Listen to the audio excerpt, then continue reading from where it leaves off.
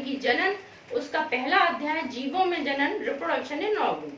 Reproduction के बारे में आपने पहले भी पढ़ा होगा, लेकिन आज हम इस चैप्टर में रिप्रोडक्शन से जुड़े सारे कॉन्सेप्ट, बेसिक कॉन्सेप्ट आपके क्लियर करने वाले हैं।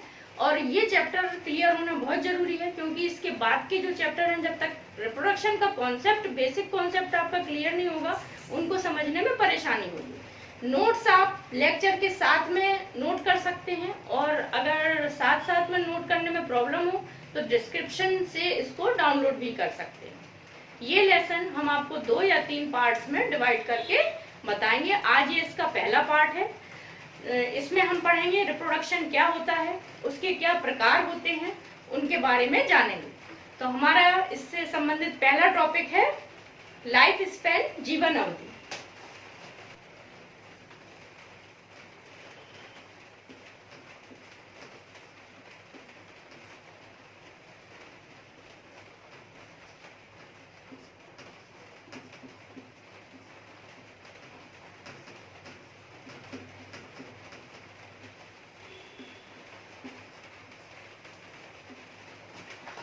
जीवन अवधि क्या है? कोई भी जीव जो धरती पर जन्म लेता है, एक ना एक दिन उसकी मृत्यु अवश्य होती है।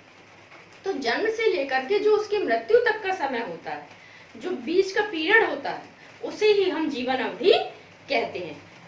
तो जीवन अवधि की परिभाषा क्या होगी? किसी जीव के जन्म से लेकर उसकी प्राकृतिक मृत्यु तक के समय को हम जीवन अवधि कहते हैं।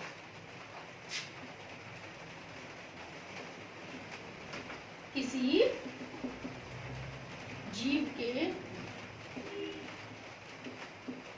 जन्म से लेकर उसकी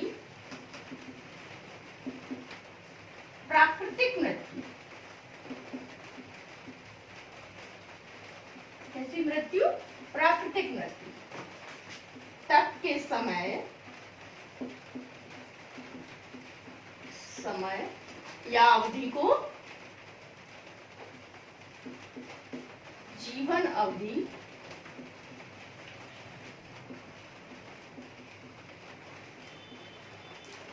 कहते हैं।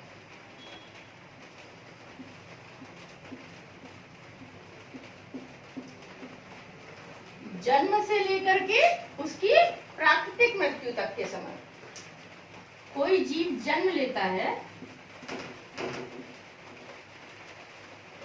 जन्म के पश्चात उसकी मृत्यु होती है, तो जन्म से लेकर के मृत्यु तक का जो ये समय है, इसे ही हम जीवन अवधि कहते हैं। जो माइक्रो ऑर्गेनिज्म होते हैं, उनकी जीवन अवधि बहुत ही सूक्ष्म होती है, बहुत ही कम होती है, कुछ घंटों तक ही होती है। और जो एनिमल्स होते हैं, उनकी जीवन अवधि उनसे कुछ ज्यादा होती है, और पौधों की जीवन अवधि सबसे ज्यादा होती है सामान्यतः। जैसे कि बरगद का वृक्ष है, वो कई 100 सालों तक जीवित रहता है। पीपल के वृक्ष की भी काफी लंबी जीवन अवधि होती है। जो मेढक है, छोटा सा एक जीव है, वो 7 से 9 वर्ष की उसकी जीवन अवधि होती है। तो क्या कभी आपने ये सोचा कि अपनी जीवन अवधि के बाद ये जीव इस धरती पर से विलुप्त क्यों नहीं हो जाते हैं? आज भी वो जीव हमें देखने को मिल रहे हैं, भांति भांति के जीव हैं इस धरती पर, तो अपनी जीवन अवधि के बाद वो विलुप्त क्यों नहीं हो जाते? उसका कारण ये है कि जीव जब जन्म लेता है, उसके पश्चात वह वृद्धि करता है। वृद्धि करने के पश्चात जब वह संतान उत्पन्न करने के योग्य हो जाता है, तो वो अपने ही जैसी संतान की उत्पत्ति करता है।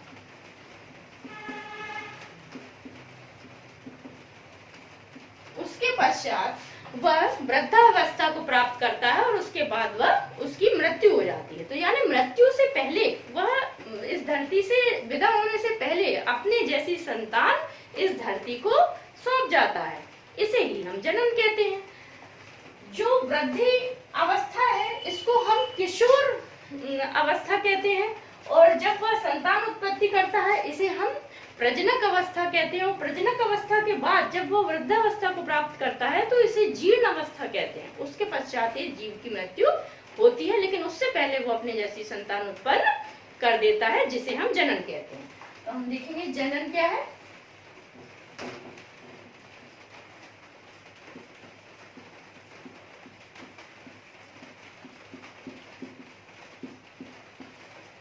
किसी जीव की वह क्षमता जिसके द्वारा वह अपने जैसी संतान या प्रतिकृति उत्पन्न कर सकता है और अपनी प्रजाति की निरंतरता को बनाए रखता है, उसे ही हम जनन कहते हैं।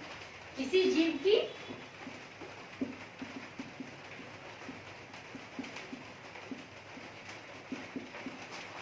वह क्षमता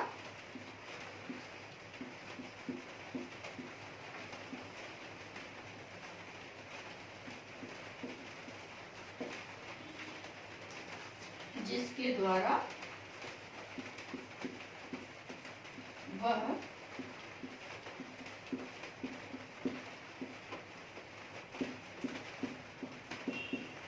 अपने जैसी संतान या प्रतिकृति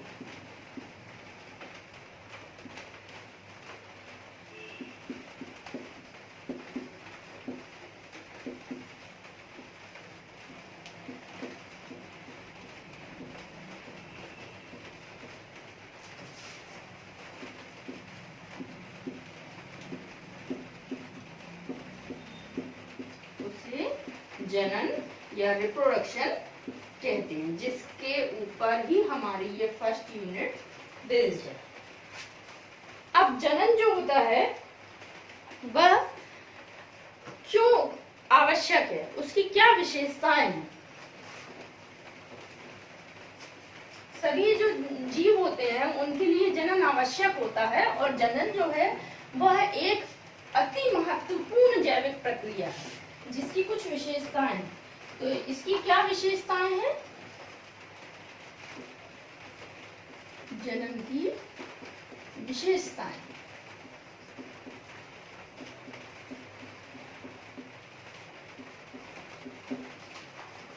जो जीव होता है वो जनन के द्वारा गैमीट्स के फ्यूजन से एक नए जीव को उत्पन्न करता है। गैमीट्स का फ्यूजन हो भी सकता है और नहीं भी हो सकता है, ये अलग अलग प्रकार पर डिपेंड करता है कि जनन किस प्रकार से हो रहा है, लेकिन दोनों ही प्रकारों में जीव एक नया जीव तो उत्पन्न करता ही है, यही तो जनन है। दूसरी इसकी जो विशेषता है वह है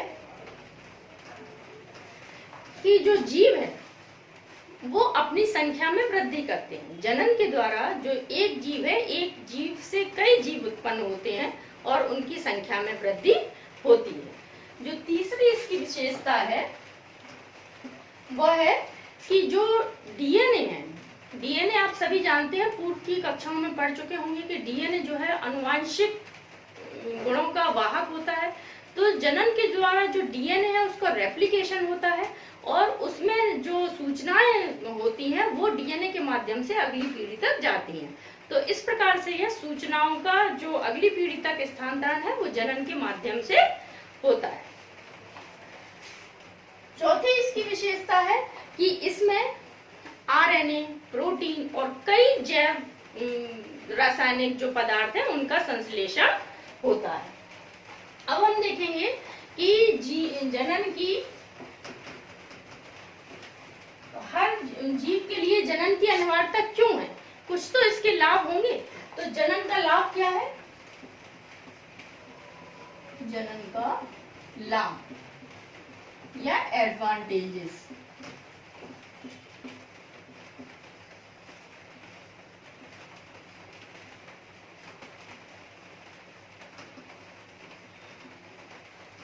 पहला लाभ जो है जनन में जो जीव अपनी प्रजाति है, उसकी जो स्पीसीज है उसकी निरंतरता को इस धरती पर बनाए रखता है। जैसे हमने बताया कि लाइफ स्पैन खत्म होने के बाद भी जीव इस धरती पर मौजूद रहता है, तो किसके कारण? जनन के कारण, क्योंकि वो जनन के माध्यम से अपनी प्रजाति की निरंतरता को इस धरती पर बनाए रखता है। दूसरा इसका जो लाभ है वो है प्रतिस्थापन। प्रतिस्थापन मतलब जो पुराने जीव होते हैं जब वो वृद्ध हो जाते हैं और उनकी मृत्यु हो जाती है, उससे पहले वो संतान उत्पन्न कर जाते हैं, तो पुराने जीवों के स्थान पर इस धरती पर उनकी जगह नए जीव ले लेते हैं। तो इसे ही हम प्रतिस्थापन कहते हैं कि पुराने जीवों का प्रतिस्थापन नए जीव से हो जाता है। तीसरा इसका लाभ है इसके जनन के माध्यम से विभिन्नताएं उत्पन्न होती हैं, विभिन्नताओं। और चौथा लाभ क्या है? विभिन्नताओं का पीढ़ी दर पीढ़ी इसके माध्यम से आगे स्थानांतरण होता रहता है। तो ये जनन के लाभ हैं, जिसके कारण जनन जो है वो जीवों में अनिवार्य है। अब हम पढ़ेंगे जनन के प्रकार, टाइप्स ऑफ रिप्रोडक्शन।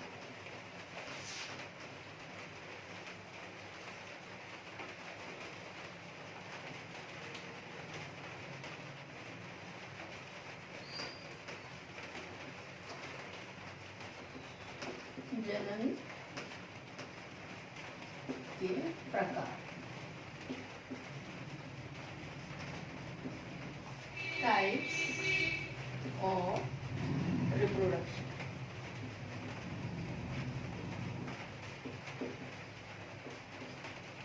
जो जनन है वह दो प्रकार का होता है, पहला अलैंगिक जनन या एसेक्सुअल रिप्रोडक्शन और दूसरा सेक्सुअल रिप्रोडक्शन, लैंगिक जनन। तो इसका जो पहला प्रकार है वो है अलैंगिक जनन।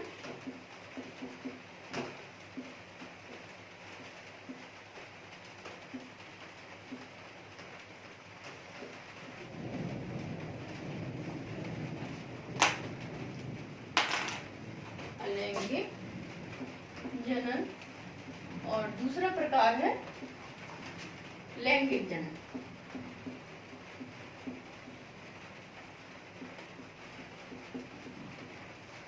एसेक्सुअल रिप्रोडक्शन,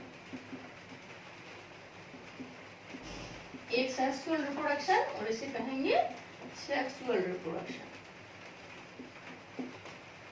अलैंगिक जनन क्या होता है? जिसमें केवल एक जनक भाग लेता है। अलैंगिक जनन की जो विशेषताएं हैं, अलैंगिक जनन की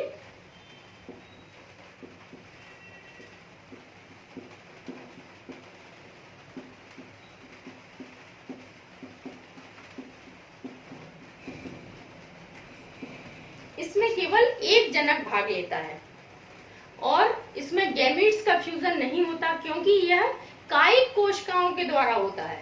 जनन कोशिकाएं इसमें भाग नहीं लेती हैं। तो इसका पहला क्या हुआ, इसमें केवल एक ही जनक भाग लेता है। दूसरा, यह कायिक कोशिकाओं में होता है, कायिक कोशा या सोमैटिक सेल, सोमैटिक सेल में होता है। और इसमें सोमैटिक सेल्स में माइटोटिक डिवीजन यानी कि समसूत्री विभाजन के द्वारा ही ये जनन होता है। और इसमें गैमीट्स का फ्यूजन नहीं होता, युग्मकों का संलयन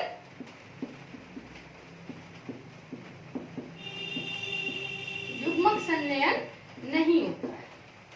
और जो इससे उत्पन्न संतति होती है, क्योंकि इसमें एक ही जनक होता है, उसका सेम डीएनए ही संतति में जाता है, तो इससे उत्पन्न जो संतति होती है वो हूबहू आनुवांशिक रूप से और आकार के रूप से अपने जनक के समान होती है। तो आनुवांशिक और आकार के रूप से अपने जनक के समान होने के कारण उसे संतान नहीं कहते, उसे क्लोन कहते हैं।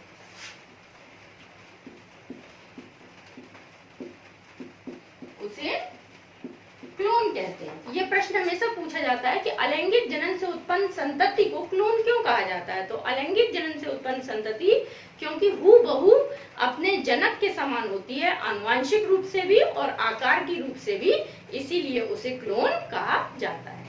अब ये अलैंगिक जनन है, ये होता किस किस में है? तो अलैंगिक जनन जो है वो निम्न कोटि के जीवों में और निम्न पादपों में मुख्य रूप से पाया जाता है, जैसे कि प्रोटोजोअन्स है, अमीबा, पैरामीशियम यूग्लिना, पोरीफेरा संघ के स्पंजेस में, सिलेंड्रेटा के हाइड्रा में, प्लेटीहेलमिन्थेस जैसे प्लेनेरिया वगैरह में, और जो एल्गी हैं, फंजाई हैं, यूलोथ्रिक्स, स्पाइरोगायरा, तो इन सब में अलैंगिक जनन होता है। अब अलैंगिक जनन के लाभ क्या है और हानि क्या है वो हम देखेंगे।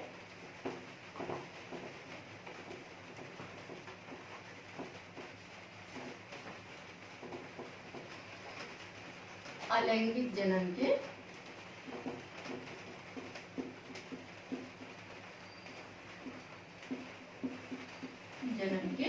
लाभ।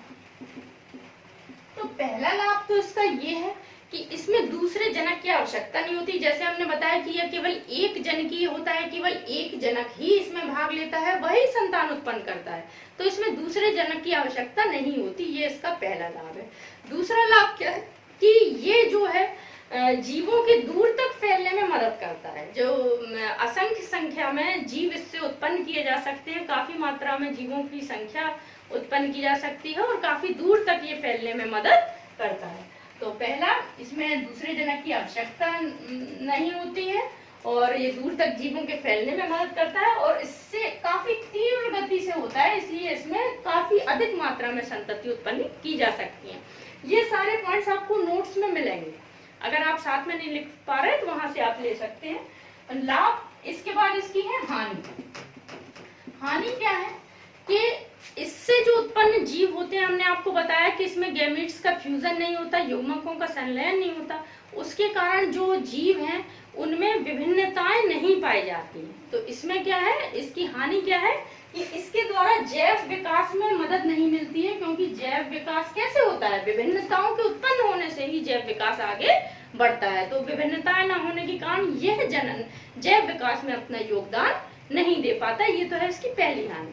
और दूसरी हानि क्या है, इससे उत्पन्न जो जीव होते हैं उनमें वातावरण के प्रति अनुकूलता नहीं पाई जाती। वातावरण के प्रति अनुकूलता मतलब थोड़ा सा भी वातावरण की परिस्थितियां अगर परिवर्तित होती हैं तो वह जीव समाप्त हो जाता है। जैसे आपने देखा होगा बरसात के दिनों में हमारे यहाँ जो ब्रेड है उसमें फफूंदी लग जाती है, फंगस जिसे कहते हैं, फंजाई है एक प्रकार की, फफूंदी लग जाती है। वही ब्रेड अगर हम लेकर के धूप में रख दें तो धूप में रखने से क्या होता है, तापक्रम बढ़ गया, उसकी परिस्थिति चेंज हो गई, तो वह जो फफूंदी है वो नष्ट हो जाती है। तो इस प्रकार उसमें अनुकूलन नहीं पाया गया कि वह अपने आप की जीवन की रक्षा कर पाए। तो ये इसकी हानि है। अब हम देखेंगे लैंगिक जनन। दूसरा प्रकार है लैंगिक जनन।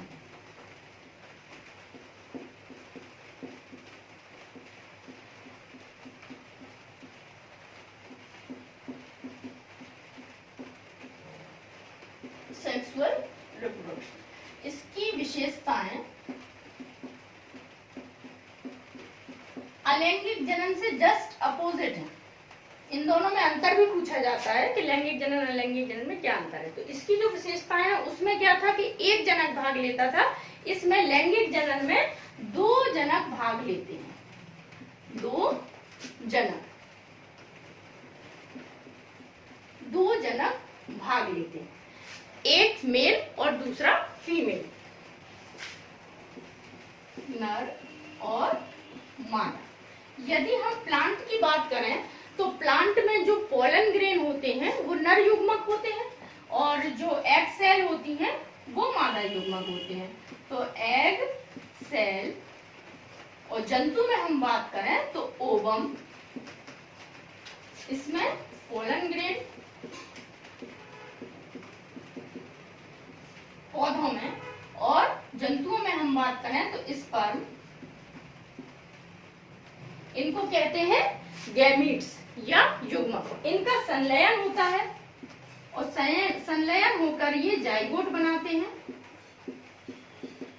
और जाइगोट में वृद्धि के बाद एक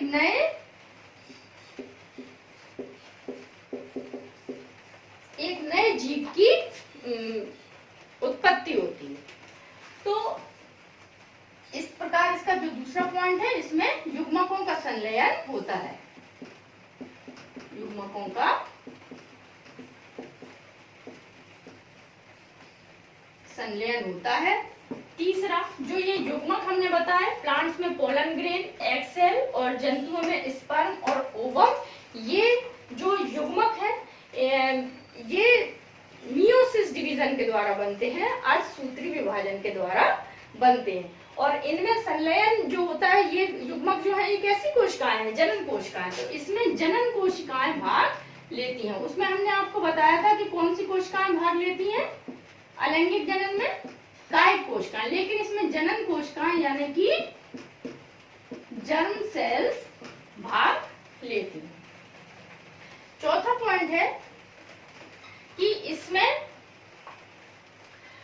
जो इनका संलयन होता है तो उससे जो उत्पन्न संतति होती है वो आनुवंशिक रूप से अपने जनक के समान तो होती है, लेकिन जैसा कि अलैंगिक जनन में होता था कि क्लोन हूबहू समान होता था, तो लैंगिक जनन में जो उत्पन्न संतति है वह अपने जनक के हूबहू समान नहीं होती है, कुछ समानताएं होती हैं तो कुछ असमानताएं भी होती हैं। उसका कारण यह है कि दो युग्मकों के संलयन से ये जाइगोट बन रहा है। तो इसीलिए कुछ गुण उसमें मेल से आते हैं और कुछ गुण उसमें फीमेल से आते हैं। तो इस प्रकार से जो उत्पन्न संतति है उसे संतान कहते हैं, क्लोन नहीं कहते हैं, क्योंकि वो हूबहू अपने जनक के समान नहीं होती।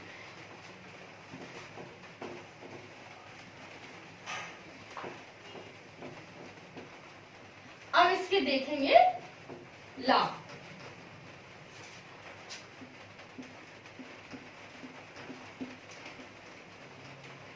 पहला लाभ तो ये है, जैसा अभी हमने बताया कि इसमें युग्मकों का संलयन होता है, गैमीट्स का फ्यूजन होता है। तो गैमीट्स के फ्यूजन होने से इसमें विभिन्नताएं उत्पन्न होती हैं। विभिन्नताएं अलैंगिक जनन में विभिन्नताएं नहीं पाई जाती थी, लेकिन लैंगिक जनन में विभिन्नताएं पाई जाती हैं। तो ये इसका एक लाभ है। और दूसरा लाभ इसका ये है कि इससे उत्पन्न जो जीव होते हैं उनमें वातावरण के प्रति अनुकूलताएं पाई जाती हैं। यानी कि अगर वातावरण में थोड़ी सा फेरबदल होता है तो उससे उस जीव की मृत्यु नहीं हो जाती। वह जीव उस वातावरण के साथ अनुकूलित करने के लिए अपने उसमें इतनी क्षमताएं पाई जाती हैं। जैसे मनुष्य है, मनुष्य में लैंगिक जनन होता है तो सर्दी, ठंड, बरसात हम सभी कुछ झेल लेते हैं। इनसे जीव की सामान्यतः मृत्यु नहीं होती। तो ये इसके लाभ है। अब इसकी हानि,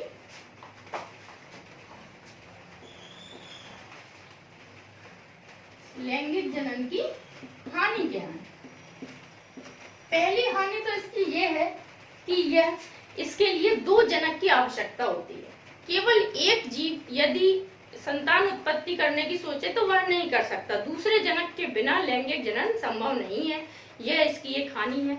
और दूसरी हानि है कि इसमें विभिन्नताओं के कारण, क्योंकि इसमें विभिन्नताएं होती हैं तो विभिन्नता अभी हमने बताया लाभ है, लेकिन उसका एक नुकसान भी है कि विभिन्नताएं होने से क्या होता है कि जो जीव के मूल गुण होते हैं पीढ़ी दर पीढ़ी उनका ह्रास होता जाता है। यानी कि वो पीढ़ी दर पीढ़ी, वो जनरेशन टू जनरेशन, वो जो गुण है वो समाप्त होते जाते हैं। और हो सकता है कि पूर्वजों में कोई गुण ऐसा रहा हो जो बहुत ही अच्छा रहा हो, लेकिन कई पीढ़ी के बाद वह गुण समाप्त हो जाता है विभिन्नता के कारण। तो यह इस जनन की एक हानि है।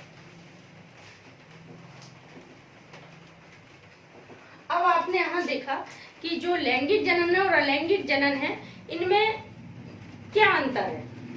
कौन सी विधि ज्यादा अच्छी कहेंगे आप? अलैंगिक जनन जो है उसमें विभिन्नताएं नहीं पाई जाती, लेकिन लैंगिक जनन में विभिन्नताएं पाई जाती हैं जो जैव विकास के लिए आवश्यक है। तो निश्चित रूप से अलैंगिक जनन ही अच्छा कहलाएगा। इसमें जीवों में अनुकूलताएं भी पाई जाती हैं। तो जनन की कौन सी विधि अगर पूछी जाए कि कौन सी विधि अच्छी है, तो लैंगिक जनन अलैंगिक जनन की तुलना में ज्यादा अच्छा है। और इसी कारण से जो उच्च जीव हैं, उच्च पादप हैं, उनमें लैंगिक जनन पाया जाता है। इनमें अंतर, इनकी जो संतान है उसमें क्लोन उत्पन्न होता है और इसमें संतान कहते हैं। तो इन दोनों में क्या अंतर है?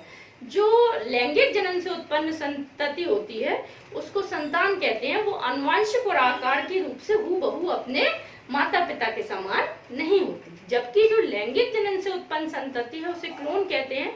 वो आनुवंशिक और आकार के रूप से अपने माता पिता के समान होती है। और इसमें केवल एक जनक की आवश्यकता होती है अलैंगिक जनन में, जबकि लैंगिक जनन में दो जनकों की आवश्यकता होती है। अलैंगिक जनन में विभिन्नताएं नहीं पाई जाती हैं, जबकि लैंगिक जनन में विभिन्नताएं पाई जाती हैं। अलैंगिक जनन में जो जीव हैं वो प्रतिकूल वातावरण में अनुकूलित नहीं हो पाते हैं, जबकि लैंगिक जनन से उत्पन्न जीव जो है प्रतिकूल वातावरण में अनुकूलन की क्षमता रखते हैं। इसी प्रकार ये जो इसमें अंतर है ये भी पूछे जाते हैं। तो आज के पार्ट में केवल इतना ही। अगले पार्ट में आप पढ़ेंगे अलैंगिक जनन की विधियां, कि अलैंगिक जनन किन किन विधियों के द्वारा